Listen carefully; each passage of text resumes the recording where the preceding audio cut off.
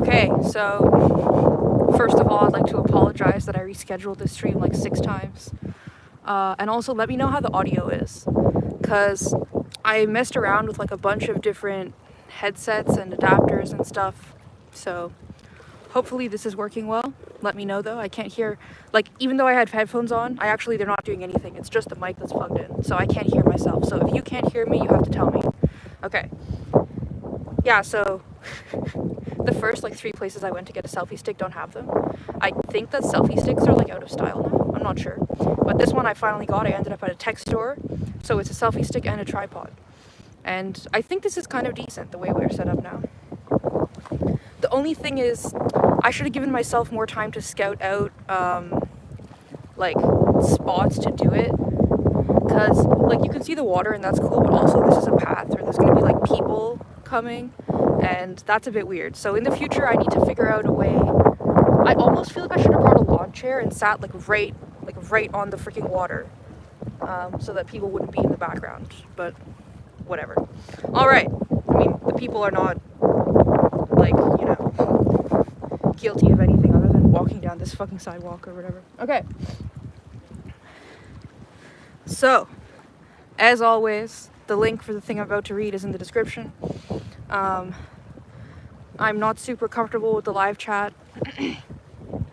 on my phone, so bear with me today.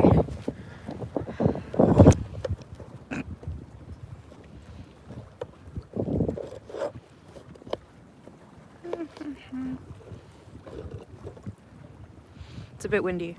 I feel like I should have brought some electrical tape to tape this in place, but whatever. All right.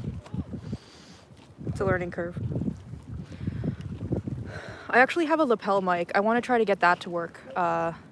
Some of you guys who've been longtime followers remember when I did the thing for you guys to buy me the lapel mic.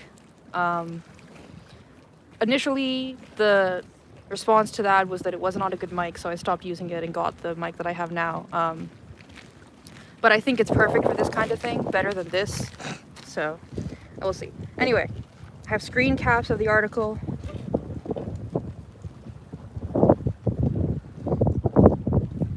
So, this article is like 10 billion times worse than the one I read yesterday. It makes me so fucking angry.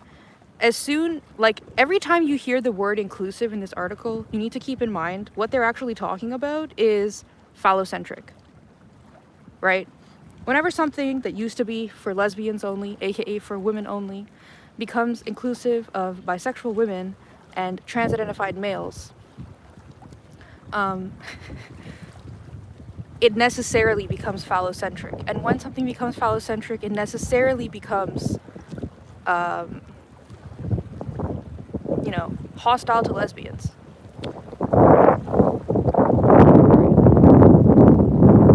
Can you guys hear that? Is it really loud? I don't know. This is like my first time doing this. If it's like super horrible, maybe I'll do it a different way sometime. I just thought the water is pretty. It's very dark looking today. My hatred is very inclusive, lol. I hope it's better than the audio from earlier today on my old phone. There's still some battery on it, so I have the screen caps of the article. Okay. So, also, I'm going to keep track. This stream will be less than 30 minutes because I don't want to use all my data. I want to see... I have quite a bit of data now, but I don't want this to be like a once-a-month thing. So I want to keep this kind of short and see how much data that used, and then we'll reassess for next time. All right. It is pretty deserted here. Yeah, I know. Okay, well, I tried this at home and this was the best audio setup I could figure out.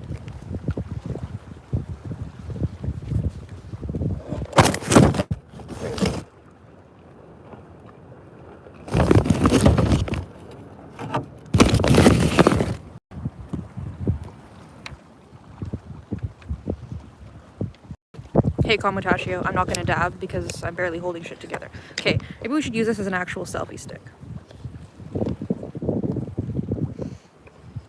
Because I was trying to get the water in the frame. If I don't worry about that, then I can get it all to work just fine, but... Also, I wish I could get, I don't know how, can you stream on YouTube in landscape? Like, seems like no, but you're multiple of you guys are making bread while you watch the live stream. That's amazing. Okay, so I'm gonna start reading the article and then I'll respond to it. So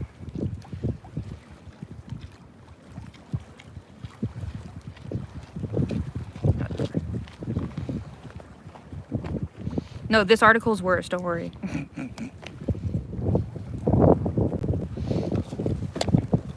This here and this here. Hopefully it won't fall over. Next time I'll bring electrical tape.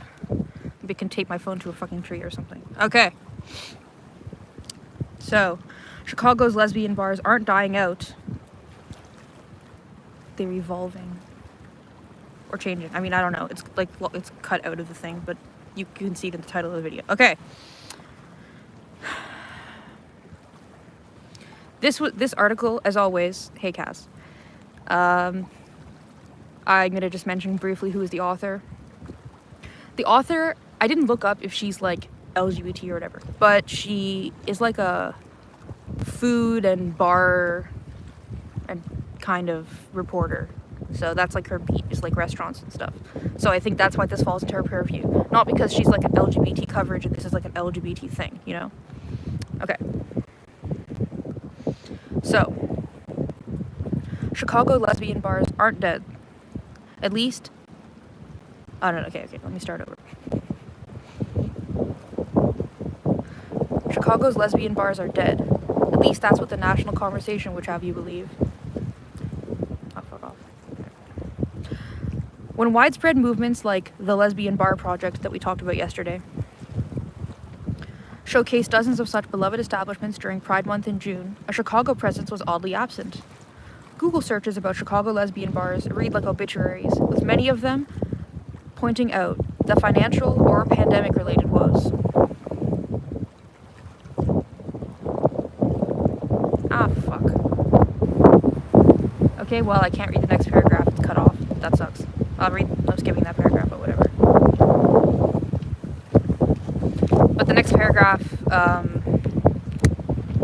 fuck. The next paragraph talks about how the problem with lesbian bars historically, according to this author, and I'm sure according to many queerios, is that they're shedding the mistakes of the past because they need to be inclusive environments. And, you know, lesbian bars historically have not been inclusive because, believe it or not, they were actually for lesbians. Which means that's not for everyone, it's for fucking lesbians. Which is inherently exclusionary. You know, even the concept of a gay bar is exclusionary because it's for fucking gay people. It's not a bad thing. Like, these fucking... the young woke liberals, they'll go into the gay bar and they'll complain like, oh, why is there like no gay people here? Because you were so obsessed with making it inclusive that now it's literally everyone is there. So it's not actually your place, it's the everyone place. Like, you can't have it both fucking ways. It makes no sense. Okay, whatever. I'm gonna read the next paragraph. One place taking on this behemoth task is Cocktail Bar, Nobody's Darling, in Andersonville, housed in the former space of Joie Divine, a lesbian bar that shuttered during the pandemic in a neighborhood where lesbian bars once carved out space for themselves north of Boys Town. Okay, also, let's take notice. Oh, hey, Rachel. This is next to Boys Town. So I bet you the article is going to be all like there's no inclusive spaces that are safe for people. As if Boys Town in Chicago is not full of fucking gay bars. Okay. Like, maybe you don't feel it's inclusive because it's incredibly phallocentric, but if you make this other bar, which is supposed to be, like, you know, a safe space for, like, queer women or whatever, but it's not expressly different from the other bar, like, if this is supposed to just be, like, everyone bar, and those bars aren't safe to you because there's too many men in them, what's gonna stop this bar from also being full of fucking men and having the same fucking problem as all the other gay bars? Okay, whatever. Okay. Angela Barnes and Renota Riddle, co-owners of Nobody's Darling, described it as a quote-unquote lesbian bar and a gay bar and a queer bar and a trans bar, end quote. So it's an everyone bar. Amazing. Good for them. Don't you love how, like, if it's literally not a lesbian bar, then literally the lesbian bars are gone. Like, the whole fucking point of a lesbian bar is that it's for lesbians. When you make the bar for everyone, it's the same as any other fucking queer bar. So it is accurate to say the lesbian bars are gone. They've been replaced by all the same shit. Okay. And there's like a picture of them. I mean, they look nice.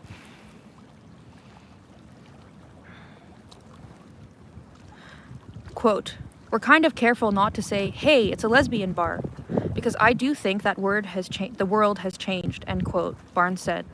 Quote, "We wanted this to be a women-centered, women-forward bar, and a bar where women feel comfortable, but also where everybody is welcome and everybody feels comfortable, as long as there is that respect that this is our space. Thus far, it's been amazing, because people really feel that energy," end quote. Okay, how is it your space if you literally said it's for fucking everyone? So is it your space or is it everyone's space? On one hand, they're like, the lesbian bars are too exclusionary, so it makes people mad and sad and whatever. And then on the other hand, they're like, yep, but that's what this is for. Like, you can't have it both fucking ways. It's nothing. It's just vagueness. This whole queering of everything where nothing means anything, it necessarily leads to this bullshit. Okay. Yeah, Rachel says lesbian is a bad word. People can fuck right off. Yeah, that comes up later in the article where they're like, we don't even like the word lesbian. Okay. So they're like, yeah, it needs to be women-centered and women-focused, but also it's for everyone. And as I keep fucking saying, as soon as you include men in a thing that's supposed to be for women, they suck up all the air and all the attention and all the women. Like, they revert to their socialization and become docile and start, like, fucking pandering and coddling the fucking men. And then it's no longer a women-centered space. It's a space where tons of women are centering the handful of guys who are there. Like, it's complete fucking bullshit. I'm sure they see this happening and they're like, oh no, that's great.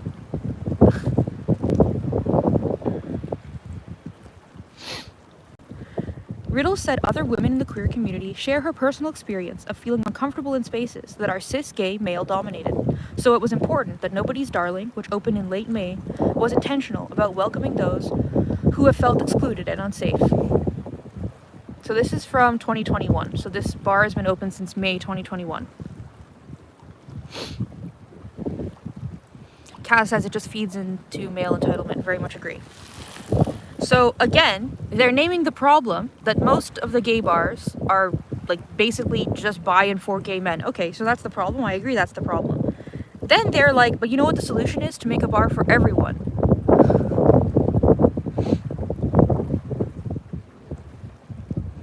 A Bird Killed Me has very aptly summarized the situation. Everybody except those disgusting TERF lesbians are welcome to the lesbian bar. Yeah, did you read ahead to the bottom of the article? Because that's kind of what it's like. Nobody's darling. Nah, nobody's darling enough to be exclusive, says Rachel. Lol. Okay. Alright. Welcoming those who have felt excluded and unsafe. Okay, so if a woman goes into a gay bar and it's all gay men and she feels excluded and unsafe, why does she feel that way? Because it's all men. So how does making a bar that's for everyone, which will also have men, change that? Like, I'm gonna fucking go. When I go to Seattle, I'm gonna go to Wild Rose. Because, oh, Rachel, you weren't here for that stream yesterday. Many of the reviews online for Wild Rose are very critical that there's somebody, like, standing outside the washrooms or policing the washrooms or some crap, trying to keep the women's only washroom actually women only. Which seems a bit turfy to me, so I definitely have to go check that shit out. But, as I said yesterday, I feel like a lot of these lesbian bars are actually unlesbian bars. Okay. Let's keep going. While they sling lychee martinis and daiquiris named after queer women, they hope the bar, named after Alice Walker's poem, Be Nobody's Darling, will bring a diverse crowd of all ethnicities, ages, and sexualities who might otherwise consider themselves outcasts, the outcasts Walker celebrated in verse. Okay, I have to admit, I have never read an entire Alice Walker book. That's my bad. It's, you know, my reading list is ridiculous. It's like 800 books. I'll get to it. I have read quotes from Alice Walker, and I do know something about Alice Walker. Maybe some of you who have read more of her than me will have some thoughts about this. But Alice Walker was like a traditional type of feminist, you know? Like, I'm very cognizant with black women. I don't want to call them second wave feminists or call them radical feminists because I know a lot of them would consider themselves womanists or would consider them separate from radical feminists. But we can all agree that when Alice Walker is talking about centering women and centering lesbians, she definitely was not worried about the fucking Tims and their fucking feelings, okay?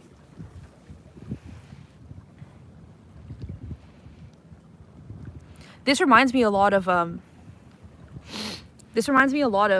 like yesterday when we were talking about Lavender Menace, that new queer bar in Toronto, how they mentioned the history of the term Lavender Menace. They know what the actual history is, but they've historically revised it so that when the radical lesbians were talking about centering lesbians and taking care of lesbians and, you know, acknowledging the needs of lesbians specifically, they've revised that in their mind to be about like all of the queer people and even the allies when it like literally was like basically the heteros suck. So it's actually not about centering the allies. Anyway, this reminds me of that. They like took something from Alice Walker's, like, I don't know this poem, but presumably it's about fucking women. And they're like, no, it's not about women. It's about all of the peoples. I don't know, maybe somebody can look up the poem and tell me like if the poem is about all of the people, but I just assume, based on who she is, that actually it's about fucking women. Okay. Not like that it's about women. Okay.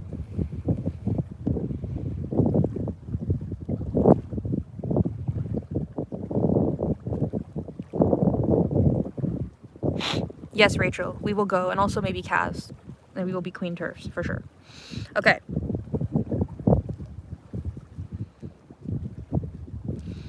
Quote, "We are really making sure that our bar, Nobody's Darling, is inclusive and is making people feel safe and comfortable," end quote, says Riddle.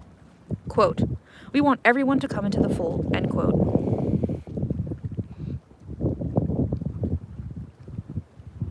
Like, again,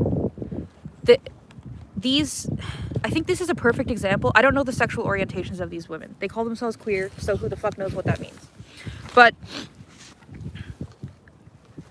whether they are bisexual or not, I think we can all agree they are very male-identified in their thinking, right? That if something is just for women, that makes the men mad, and so that is bad. The only thing that can be good for women is when the men are happy. That is male-identified thinking.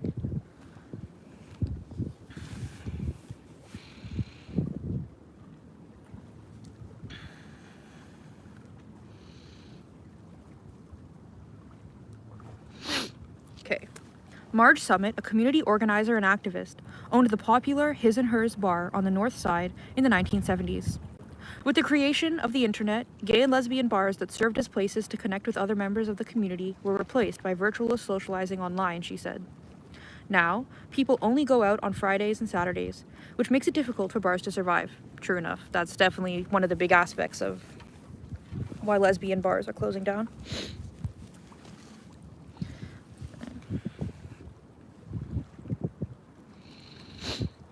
Quote, "Back in the day, lesbian bars could survive because that was the only place you could meet gay women and to get to know them or date them or whatever.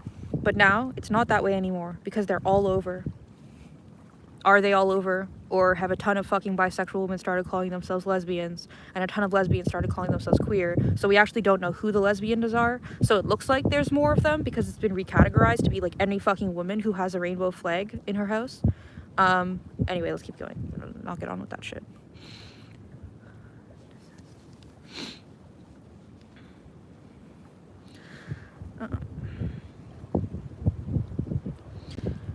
You can meet them anywhere. You can meet them on Facebook. I met my wife on Facebook, believe it or not, end quote, Summit said with a laugh.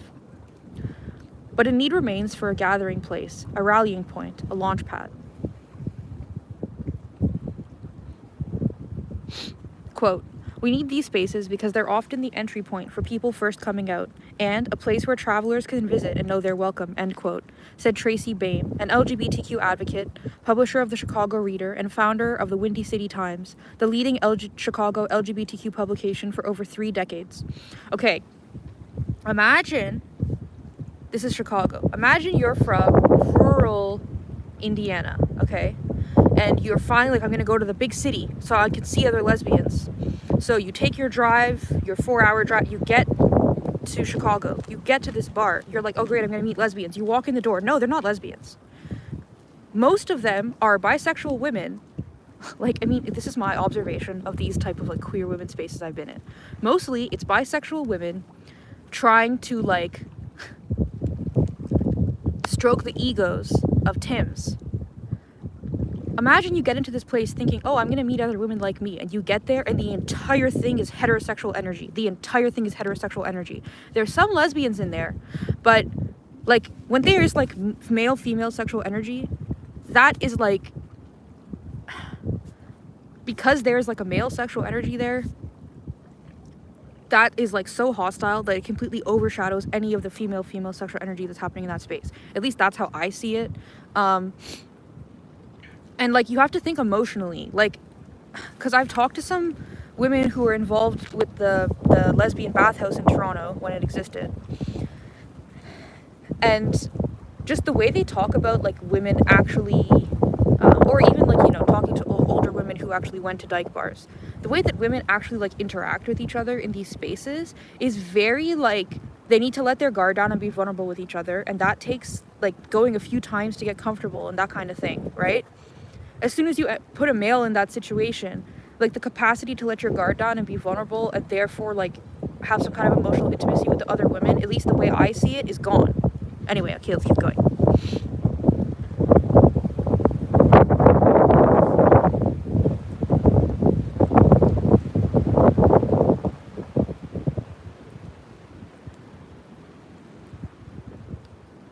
Sorry, I was waiting for the wind to stop. Okay. Also, I love how this person, Tracy Bame, who is not referred to by any pronouns, so who knows who the fuck this person is the founder of Windy City Times, the leading LGBTQ publication in Chicago for over 3 decades. Imagine, you know, like in the 90s covering the Lesbian Avengers or something, and then now talking about like how things are not inclusive enough. I can't imagine the cognitive dissonance required for that bullshit. It is pretty deserted here. I feel like I haven't really bothered anyone. Okay. Gay bars in some of their earliest days were where activists came together to mobilize, from fighting for marriage equality in more recent years to Summit's quote-unquote gays project that combated AIDS discrimination by marking paper money to demonstrate the purchasing power of the queer community.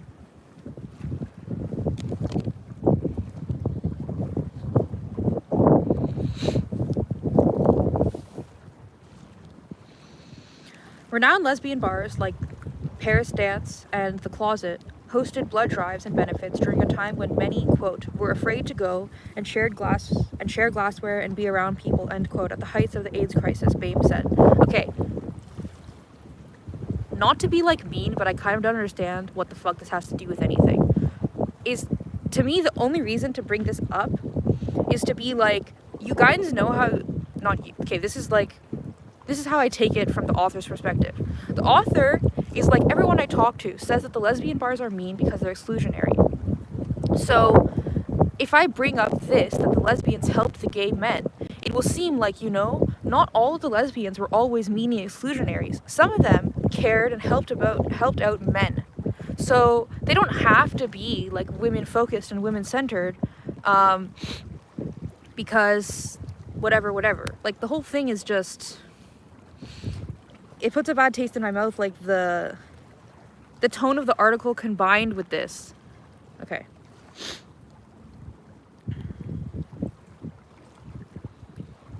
Quote, there were women going to these bars for decades, and it was an honor to be around multiple generations at the bars, end quote, Bame said. Again, I can't imagine this woman actually going to real dyke bars where the bouncers would kick out men, and then now going to these bars which are supposed to be totally inclusive, and everybody is talking about how mean the lesbians were for having female-only bars. I can't imagine experiencing both and being like, yeah, this is much better.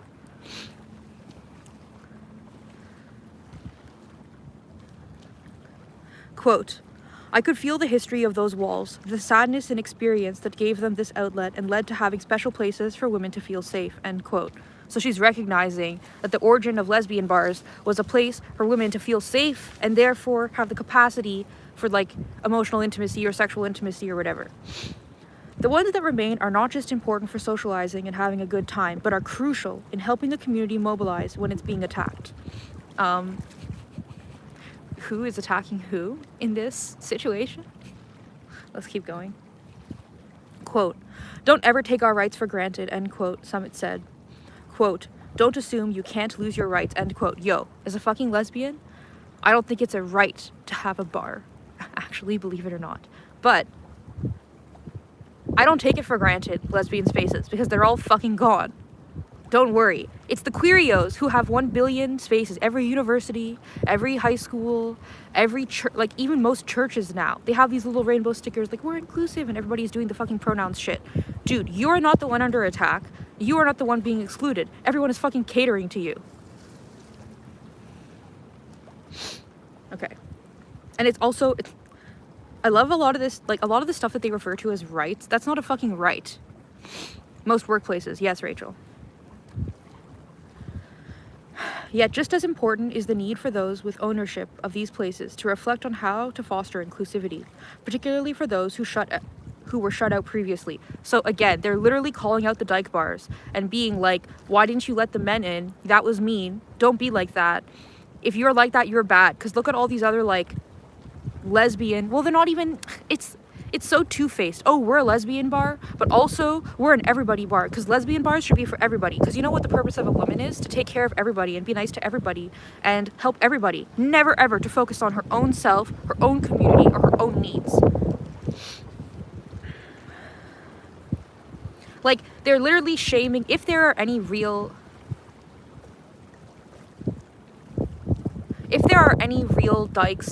dyke bars left, which as far as I know there aren't really.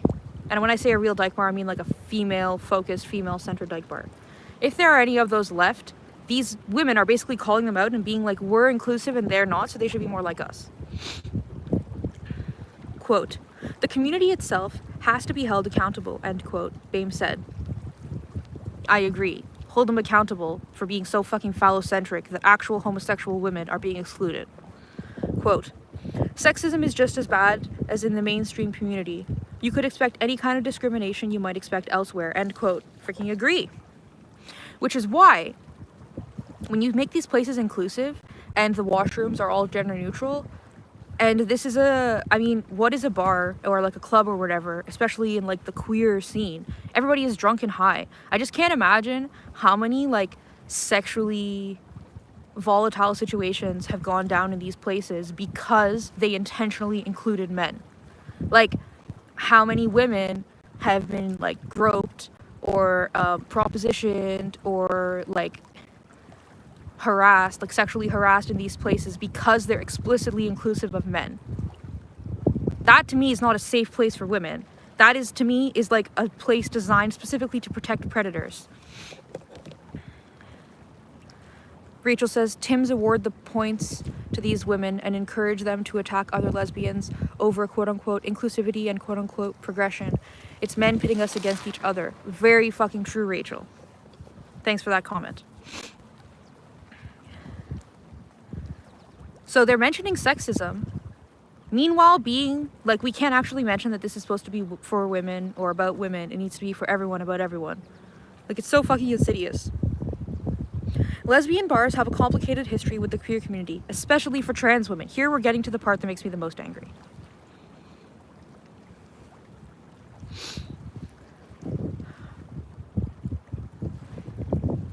As I've mentioned before, a lot of lesbian bars historically literally had like butch women bouncers who would kick out men who tried to come inside, specifically because any man who wants to go into a female-only space, especially a lesbian-only space, they're there for a fucking reason, and it's not because they're friendly and nice, okay?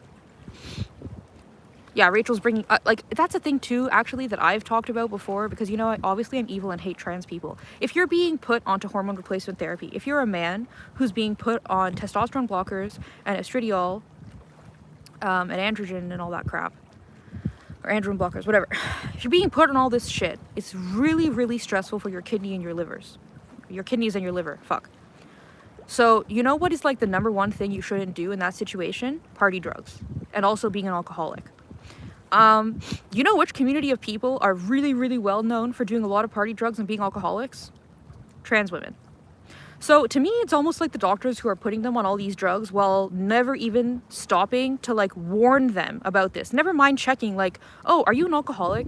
Maybe if you are, I don't feel comfortable putting you on these drugs. No, don't mention it to them. Put them on the drugs. Ignore the fact that they're alcoholics and drug addicts and just wait for them to die. Like, obviously I'm evil that I've noticed this and I give a shit and I'll mention it. Okay. It's almost like gatekeeping was designed to keep people from being murdered by doctors, okay? In the pursuit of creating safe environments for women. Oh yeah, Rachel says, and a lot of TIFs smoke, even though tea raises your risk of stroke. Yeah, females who are on testosterone have 4 times the risk of stroke of men. I'm pretty sure that's the correct statistic. So they have like the highest risk of stroke of like any demographic. And nobody fucking brings that shit up. Ever, ever, ever. Because, you know, actually keeping people alive is not that important. Okay. Okay, in the pursuit of creating safer environments for women, there were bar owners and festival organizers who did not consider trans women part of the community they wanted to serve. Yeah, because especially when they're talking about it historically, they're being very general here. Like, this has been an internal conflict within like women's liberation or like lesbian spaces or whatever, at least since like 1975 is like the earliest recorded stuff that I've found about this, about trans women coming to lesbian events and some of the lesbians saying like, you know, we need to be nice to them, and some of the lesbians being like, that is a fucking man in a dress and he has nothing to do with my experience or my community. Okay. And you know, all of this crap always ignores what does it take to call yourself a trans woman. Literally just saying the fucking words. So this, according to these people, any fucking man should be welcome in a lesbian bar as long as he says the words, I'm a woman. Like, wow, how could that be a safety issue? I have no idea. And it's like, it's also just like so fucking entitled and phallocentric to say, look, there was women who were trying to prioritize other women's safety and center other women. They were so mean for not centering the men. Who are you to tell other women what their values should be? Like, I'm not trying to say that these women shouldn't make their space for everyone. If they want to make their space for everyone, good. Don't fucking cash in on lesbian crap when you intentionally exclude lesbians specifically. They are the only group that are intentionally specifically excluded, and yet you're trying to market yourself as like the last lesbian-centered bar or whatever the fuck. Kaz says, the story I read about a lesbian who was approached by a Tim and then she was shut. Oh yeah. And she downed her drink and said, fuck no, I don't know, but she's my hero.